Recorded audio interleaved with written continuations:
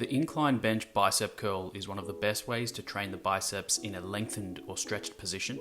Whenever the shoulder joint is in a position of extension, or in other words, when the humerus or upper arm is behind the body, it puts the bicep in a more stretched position.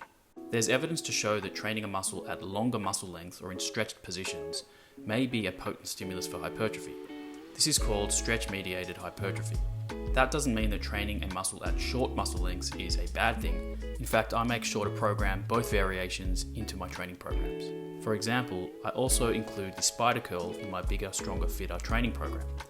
That's where you turn around and you put your chest on the bench. So you're facing the bench and your arms are out in front of your body, so your shoulder joint is in a position of relative flexion rather than extension, and the biceps are at a shorter muscle length at the peak contraction.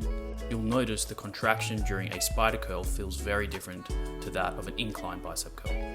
When performing incline curls, I like to set the bench at about a 45-degree angle. Some people who have really good shoulder and biceps flexibility can play around with different bench angles, but I think the 45-degree angle suits most people. Try to keep your elbows in a fixed position behind your body throughout the full range of motion. All you want to do is think about hinging at the elbow joint. Don't let your shoulder joint move around too much.